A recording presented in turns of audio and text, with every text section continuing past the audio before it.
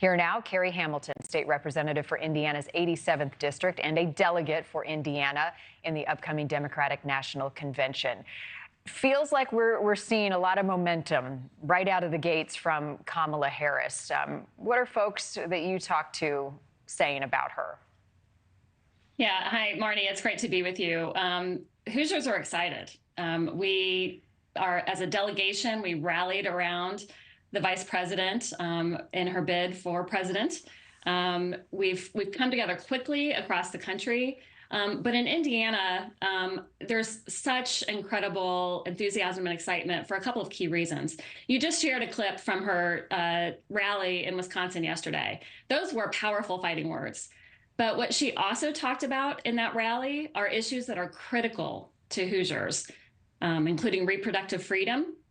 We were the first state in the nation to take women's rights away after the Dobbs ruling, that the state Supreme Court ruling that ended Roe v. Wade.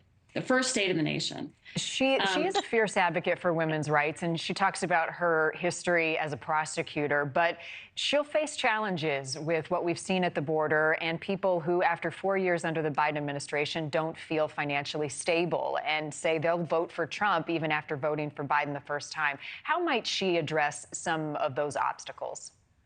Yeah, great question. So again, I think in that rally yesterday, she started to give us a preview of exactly what you're asking for there. She talked about rebuilding the middle class, both from the critical reality of we just need to help working families thrive in this country. That is absolutely true in Indiana. That message will resonate with Hoosiers. She also talked about that point, building the middle class as a critical need to strengthen our country and to start to bring us back together again after so many years of great divide. That is going to resonate with Hoosiers. I think we're tired of the fear-based political messaging. She also talked about, and I have to mention this, she talked about childcare. Indiana was just ranked worst in the nation when it comes to the cost of childcare. She is talking about addressing that issue. That is going to resonate in Indiana. That will resonate in communities across the state. I see a whole lot of momentum in our suburbs. You know, she hasn't yet hinted at who her running mate will be. As a state representative, as a Democrat, as a delegate, as a voter, how important is that decision?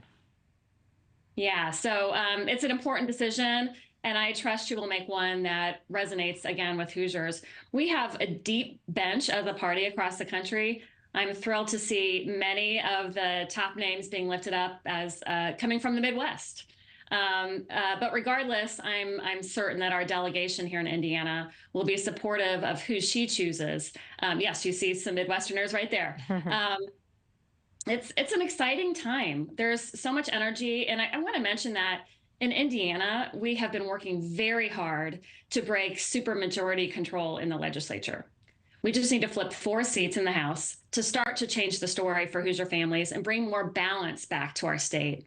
I believe very strongly that Vice President Harris's campaign will really energize us in a way to help us reach that goal this November. Finally, Representative, I want to talk to you about President Biden. He will address the nation tonight from the Oval Office, only the 4th time doing so since taking office. And it comes at such an important, and I know for him, difficult time, right, making that decision. As a member of the party, do you feel let down by the president not being able to continue by announcing he's dropping out and the timing of it? And how complacent were those around him, do you believe, in allowing it to get this far? Oh, gosh. Well, you know, after 50 plus years of public service to our nation, I can't feel let down.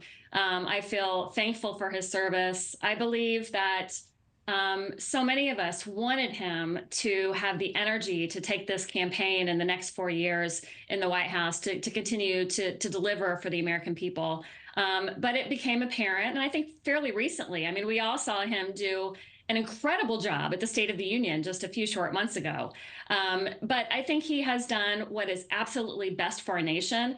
And I admire him for that and thank him for that very deeply. And I believe that's true for certainly most Democrats, and I believe most Americans. Carey Hamilton, thank you for your time. I'm also a Hoosier at heart, so appreciate you coming on, talking about Hoosier values this morning, and we'll all be watching the president tonight. Thank you. Thank you for watching. Go to newsnationnow.com to find NewsNation on your television provider, and don't forget to click the red subscribe button below to get more of NewsNation's fact-driven, unbiased coverage.